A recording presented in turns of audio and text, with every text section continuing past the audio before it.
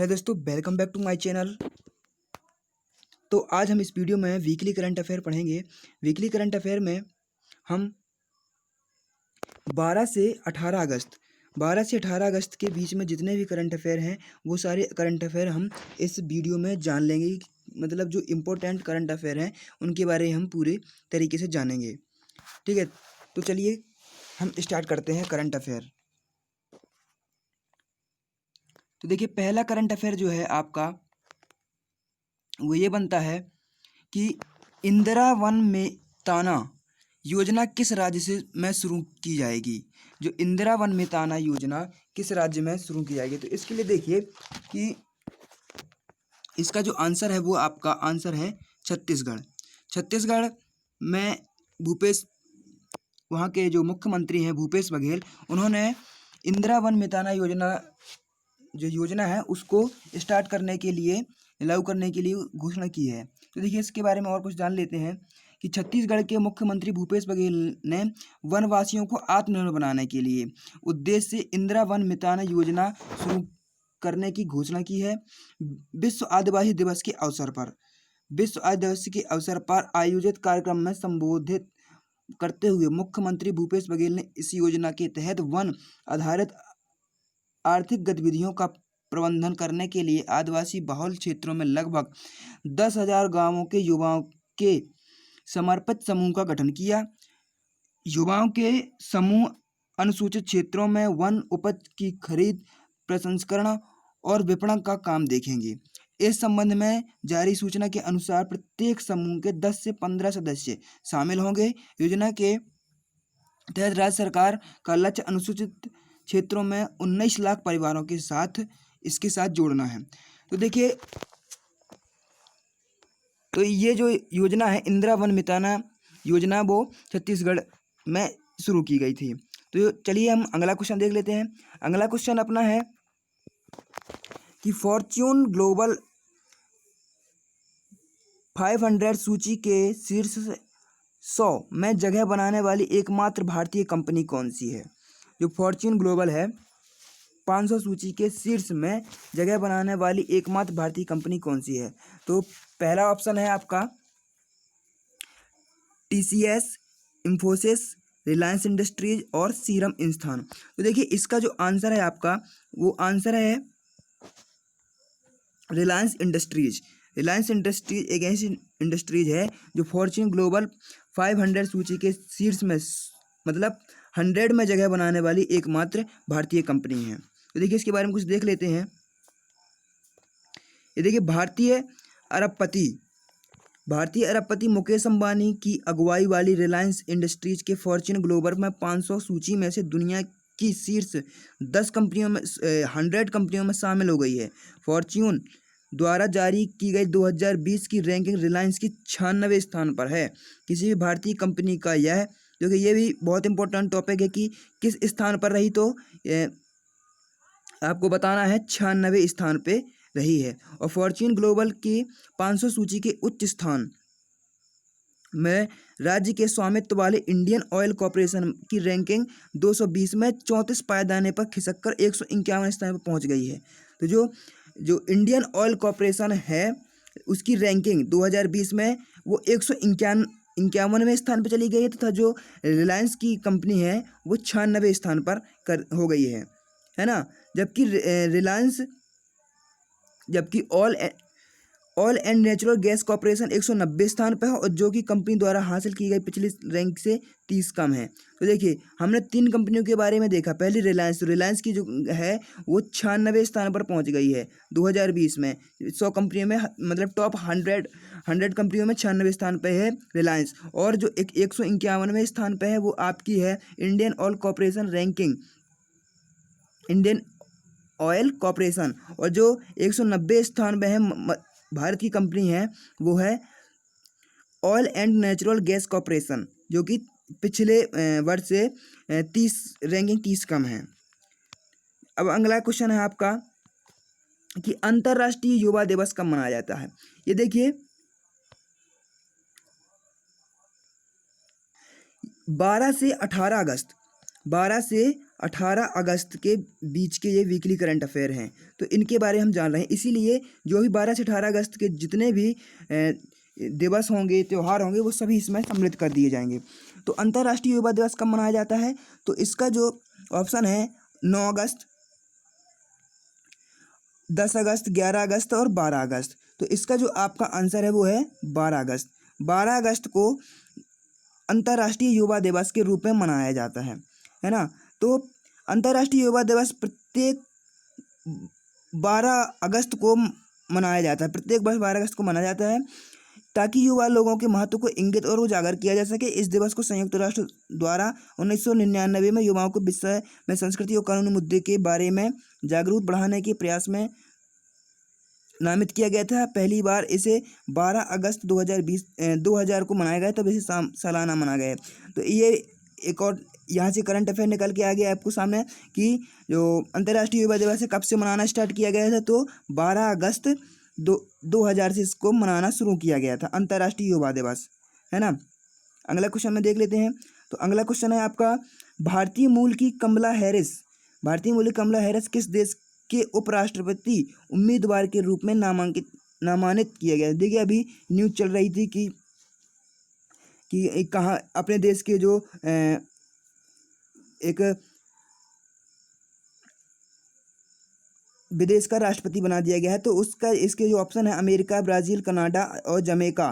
तो इसकी जो आपका आंसर है, इसका आंसर है अमेरिका के जो उपराष्ट्रपति के रूप में, उम्मीदवार के रूप में नामित किया गया है।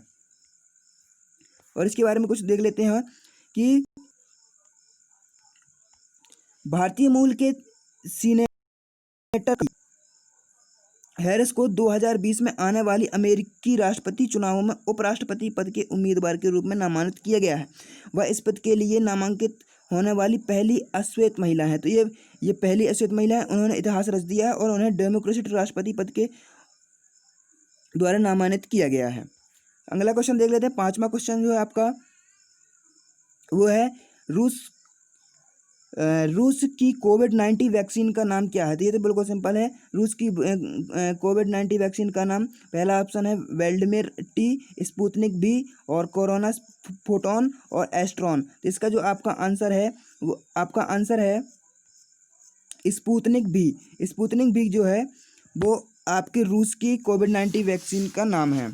तो इसके रूस के विदेशी बाजारों के लिए अपने पहले कोविड-19 वैक्सीन की स्पुतनिक भी नाम देने का फैसला किया, क्योंकि यह नाम दुनिया में पहले उपग्रह का संदर्भ है। तो देखिए पहला जो उपग्रह है वो पहला उपग्रह कौन सा था? स्पुतनिक फर्स्ट ही पहला दुनिया का पहला उपग्रह था।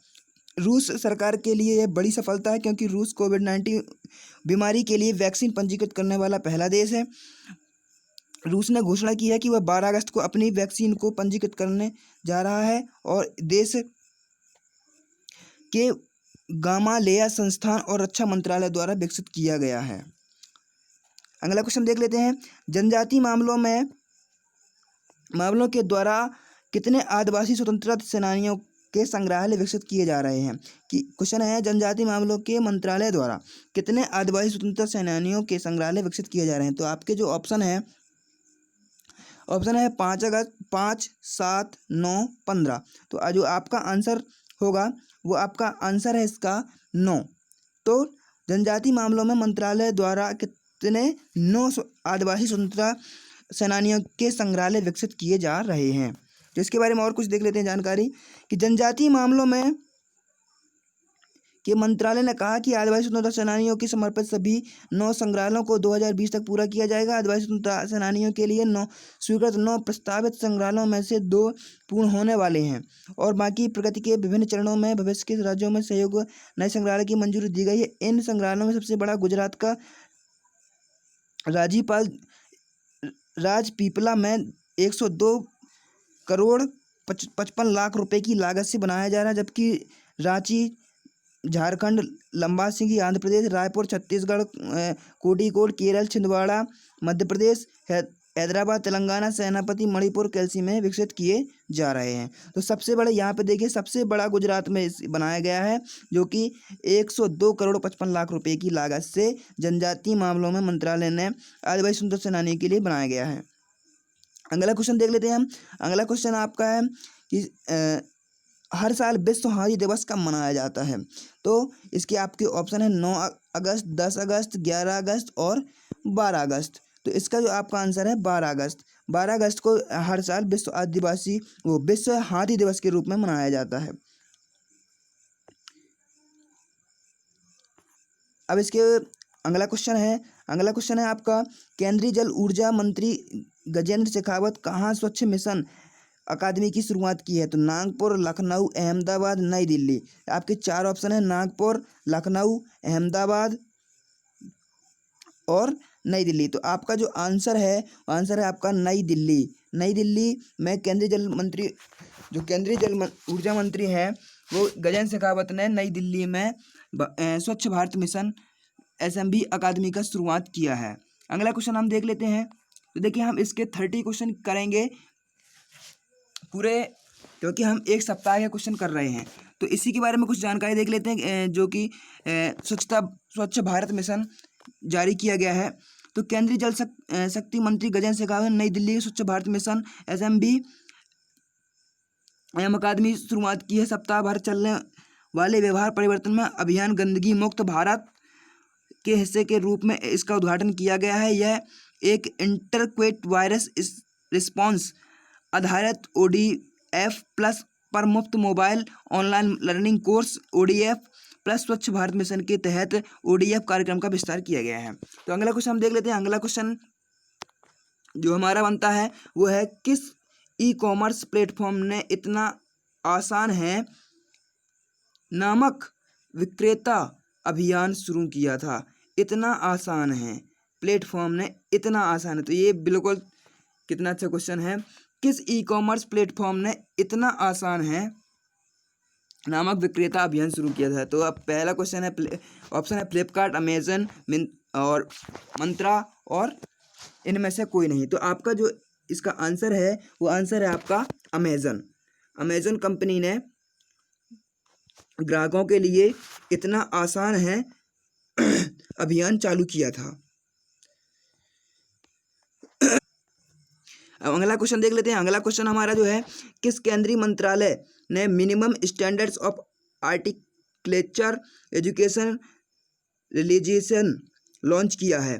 तो आपके ऑप्शन है गृह मंत्रालय, शिक्षा मंत्रालय, खेल मंत्रालय, इनमें से कोई नहीं। तो आपका जो आंसर है शिक्षा मंत्रालय। शिक्षा मंत्रालय ने minimum standard of architecture education regulation launch किया। ठीक है, तो आप इसके बारे में देख लेते हैं कि केंद्रीय शिक्षा मंत्री रमेश पोखरियाल, पहले क्या था, MHRD मानव संसाधन मंत्रालय था। अब ये नई शिक्षा नीति के कारण इसे शिक्षा मंत्रालय कहा जाने लगा है। इनके जो शिक्षा मंत्री हैं रमेश पोखरियाल निशंक ने वास्तुकला शिक्षा नियम 2020 के न्यूनतम मानक लॉन्च किए हैं। ये नियम काउंसिलिंग ऑफ आर्किटेक्चर के विशेषज्ञों द्वारा तैयार किए गए हैं। इसका उद्देश्य देश में मानव आवास के क्षेत्रों की प्रमुख चुनौतियों का सामना करना है। मंत्री ने परिषद को वास्तुकला के क्षेत्र में नवाचार उपयोग करने के लिए कहा है। अगला क्वेश्चन हम देख लेते हैं। अगला क्वेश्चन हमारा है कि इजराइल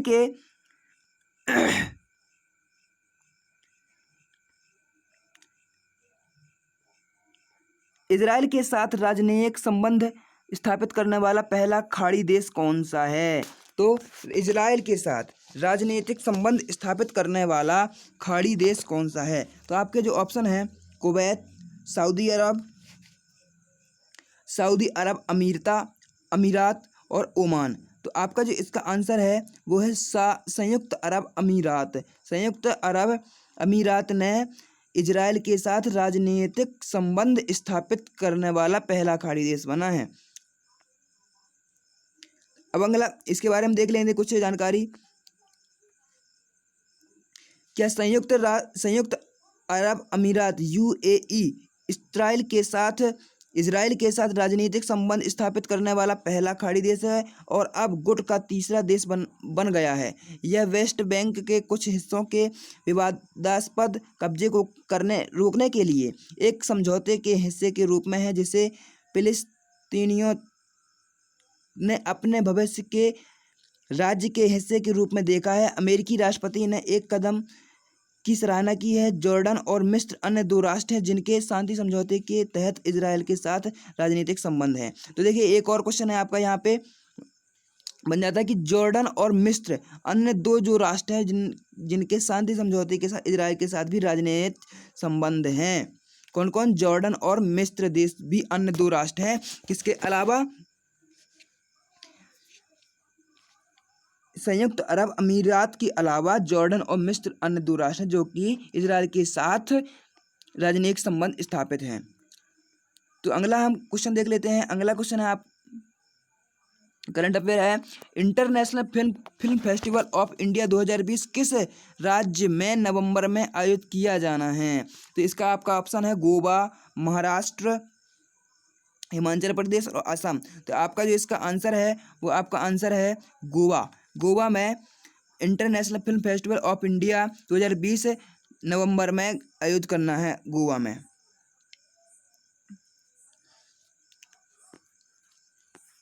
अगला क्वेश्चन है आपका कि हाल ही में कोविड-19 की वैक्सीन के एडमिनिस्ट्रेशन पर राष्ट्रीय विशेषज्ञ समूह की पहली बैठक किस की अध्यक्षता में की गई?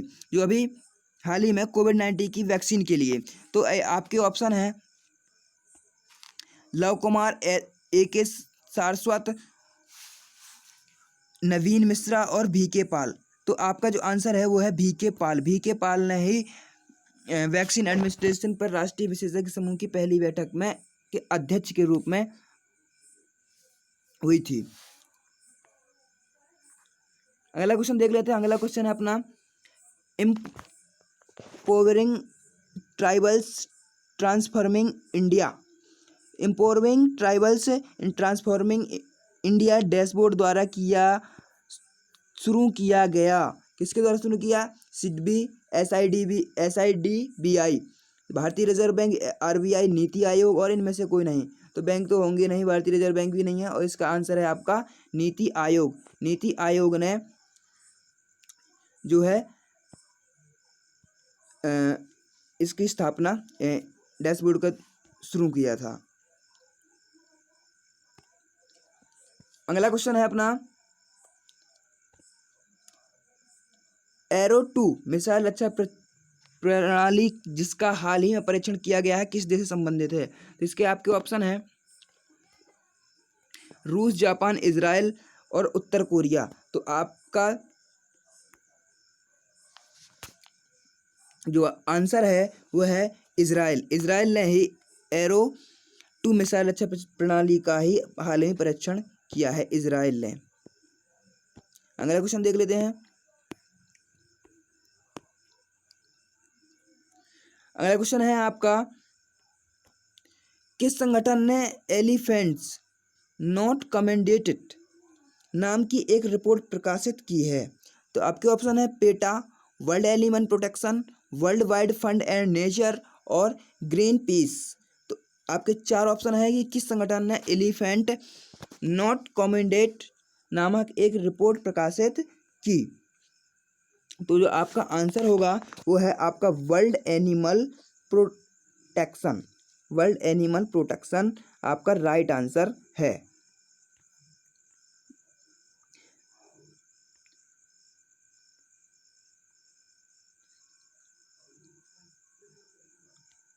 इसके बाद है fit India freedom run event किस मंत्रालय द्वारा शुरू किया गया?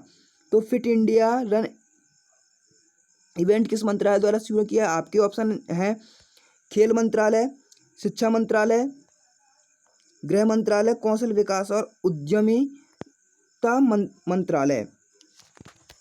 आपका जो आंसर है वो है खेल मंत्रालय। खेल मंत्रालय ने ही fit India freedom run event के मंत्रालय की स्थापना खेल मंत्रालय द्वारा शुरू किया गया था। अब इसके बाद आपका क्वेश्चन है कि भारत ने किस देश की सबसे बड़ी सिविल इंफ्रास्ट्रक्चर परियोजना के लिए 500 मिलियन अमेरिकी डॉलर की सहायता घोषणा की है? तो आपके ऑप्शन है Sri Lanka, Maldives, Lebanon, Indonesia.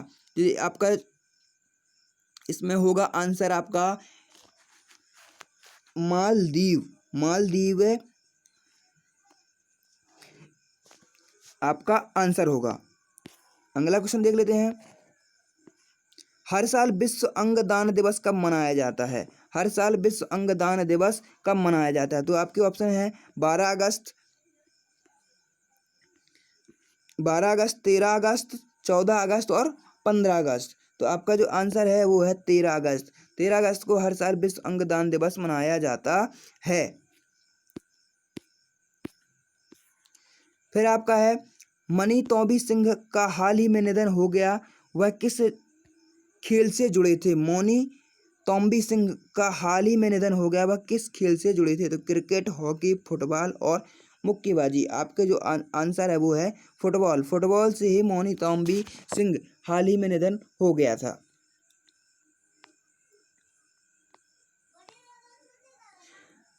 Barcelona में फार्मूला 1 स्पेनिश ग्रां प्री 2020 किसने जीता? तो आपके ऑप्शन है Valtteri Bottas, Lewis Hamilton, max वेरेस्टेपेन और सेबेस्टियन वेटेल। तो आपका जो आंसर है इसका वो आंसर है लुइस हैमिल्टन। लुइस हैमिल्टन ने 1 स्पेनिश ग्रां प्री 2020 में जीता। अब आपका 22वां क्वेश्चन है 16 अगस्त को किस पूर्व भारतीय पीएम की पुण्यतिथि मनाई गई? 16 अगस्त को किस भारतीय? राजीव गांधी, I.K. गुजराल, अटल बिहारी वाजपेयी, मोरारजी देसाई। तो आपका आंसर है अटल बिहारी वाजपेयी। अटल बिहारी वाजपेयी को 16 अगस्त को पूर्व पीएम की पुण्यतिथि के रूप में मनाया गया। अगला हम देख लेते हैं। अगला क्वेश्चन जो है आपका बीएसएफ के डीजी के रूप में किसे नियुक्त किया गया है? बीएसएफ के डीजे के रूप में, डायरेक्टर ऑफ जनरल के रूप में किसे नियुक्त किया गया है? तो आपके ऑप्शन है राकेश अस्थाना, मुकुंद मारवाने, विक्रम सिंह और आलोक वर्मा। तो आपका जो आंसर है वो है राकेश अस्थाना। राकेश अस्थाना को आपको बीएसएफ के डीजे के रूप में नियुक्त किया गया है। अब 23वां देख लेते, वो 24वां क्वेश्चन। 24वां क्वेश्चन आपका जो बन के आ रहा है वो क्वेश्चन है आपका 8 सितंबर 2020। 8 सितंबर 2020 को विश्व और सौर प्रौद्योगिकी शिखर सम्मेलन की मेजबानी कौन करेगा? तो आपके ऑप्शन है अंतर्राष्ट्रीय सौर संगठन, एशिया प्रशांत और गठबंधन, ग्रीन पीस इंटरनेशनल, इनमें से कोई नहीं। तो आपका जो आंसर है वो आपका आंसर है अंतर्राष्ट्रीय सौर गठबंधन। अंतर्राष्ट्रीय सौर गठबंधन आपका राइट आंसर है। चलिए अब हम अगला क्वेश्चन देख लेते हैं। अगला क्वेश्चन है आपका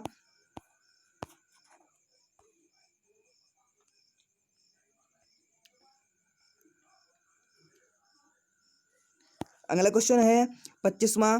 विश्व का सबसे लंबा पियर ब्रिज कहाँ बनाया जा रहा है? विश्व का सबसे लंबा पियर ब्रिज कहाँ बनाया जा रहा है? तो आपका सिक्किम, लद्दाख और हिमाचल प्रदेश और मणिपुर। तो आपका जो आंसर है वो है मणिपुर। मणिपुर में सबसे लंबा पियर ब्रिज बनाया जा रहा है। तो इसके बारे में कुछ जानकारी देख लेते हैं कि भारतीय रेलवे मणिपुर राज्य में दुनिया का सबसे लंबा पियर ब्रिज का निर्माण कर रहा है। यह पुल 141 मीटर ऊंचा है। इसने मोंटेनेग्रो यूरोप में 139 मीटर ऊंचे माला रिजर्व पुल के रिकॉर्ड को पीछे छोड़ दिया है। सबसे पहले कौन था? मोंटेनेग्रो यूरोप में 139 मीटर ऊंचे माला रिजर्व पुल को पीछे छोड़ दिया है। यह पुल 111 किलोमीटर लंबी जिरीबाम तुपुल इल्फान रेलवे लाइन परियोजना का एक हिस्सा है। तो सबसे इस कितनी लंबी है? ये 111 किलोमीटर लंबी है। इस प्रोजेक्ट में 45 सुरंगें हैं। ये और बहुत इंपॉर्टेंट है कि जो ये आपका जो ये क्वेश्चन है कि विश्व का सबसे पियर ब्रिज जो है उसमें कुल कितनी सुरंग है, तो उसकी आपकी सुरंगें बता देना है आपको। उसकी सुरंग टोटल सुरंगें हैं 45 सुरंगें हैं और जो इसकी लंबाई कितनी है? 111 किलोमीटर लंबी है ना। इस परियोजना में 12वीं सुरंग उत्तर पूर्व की सबसे लंबी सुरंग है, और जो आपकी 12वीं सुरंग है इसकी इस परियोजना की सबसे 12वीं सुरंग है उत्तर पूर्व की, वो सबसे लंबी सुरंग है, सुरंग होगी। अब इसका इस पुल की कुल लंबाई 703 मीटर है। इस पुल की लंबाई जो है वो 703 मीटर है। पुल की धारणा करने वाले पियर्स का निर्माण हाइड्रोलिक बर्मा के साथ किया गया। पुल के निर्माण के लिए स्लिप फॉर्म तकनीकी का उपयोग किया गया। तो इसके निर्माण पुल का निर्माण करने के लिए किस तकनीक का उपयोग किया गया? स्लिप फॉर्म तकनीकी का उपयोग। तो क्वेश्चन तो आपके 30 हैं, लेकिन इन्हीं के अंदर आपके बहुत सारे क्वेश्चन बन रहे हैं। आपका जो अगला क्वेश्चन है वह प्रधानमंत्री द्वारा अपने स्वतंत्रता दिवस के भाषण में किन 2 जानवरों के संरक्षण के लिए एक नई परियोजना को उल्लेख किया गया? देखिए, अभी स्वतंत्रता 15 अगस्त के दौरान किन 2 जानवरों की में बातचीत की गई थी? नीलगाय अथवा चीता, शेर तथा डॉल्फिन। नीलगाय तथा शेर, और डॉल्फिन तथा चीता। तो आपका जो आंसर है वो है आपका शेर तथा डॉल्फिन। शेर तथा डॉल्फिन, शेर तथा डॉल्फिन के बारे में प्रधानमंत्री नरेंद्र मोदी जी ने बात की थी। अगला क्वेश्चन है अपना, भारत के राष्ट्रपति द्वारा मरणोपरांत किसे कीर्ति चक्र पुरस्कार के रूप में सम्मानित किया गया? तो ये आपका क्वेश्चन है, भारत के राष्ट्रपति द्वारा मरणोपरांत, मरने के बाद किसे कीर्ति चक्र पुरस्कार दिया गया? तो आपका ऑप्शन है पवन सिंह शेखावत, अब्दुल रशीद कालस और नरेश कुमार अनिल उर्स। तो आपका जो आंसर है अब्दुल रशीद कालस। अब्दुल रशीद कालस को मरने के बाद कीर्ति चक्र के रूप में पुरस्कार किया गया था। 28वां क्वेश्चन है अपना कि कोविड-19 से लड़ने में के योगदान के लिए तमिलनाडु के मुख्यमंत्री विशेष पुरस्कार किसे सम्मानित किया गया? तो आप विशेष पुरस्कार कोविड-19 कोरोना वॉरियर्स, तो किस प्रकार से उन्हें विशेष पुरस्कार दिया गया? तो आपका ऑप्शन है लव कुमार, बलराम भार्गव, सौम्या स्वामीनाथन और किशन मिश्रा। तो आपका जो आपका आंसर है वो है आपका आंसर है सौम्या स्वामीनाथन। आपका आंसर है सौम्या स्वामीनाथन। अगला क्वेश्चन है, किस भारतीय बैंक ने सशस्त्र बलों के लिए सौर KGS कार्ड नाम से एक विशेष कार्ड लॉन्च किया है? किस भारतीय बैंक ने? तो आपके ऑप्शन है SBI, HDFC और आपके 2 जो ऑप्शन है एक्सिस बैंक और पंजाब नेशनल बैंक। तो आपके जो आंसर है वो है आपका आंसर है HDFC बैंक ने ही सशस्त्र बलों के लिए सौर KGS कार्ड के नाम से एक विशेष कार्ड लॉन्च किया है। अगला क्वेश्चन जो अपना लास्ट क्वेश्चन बनता है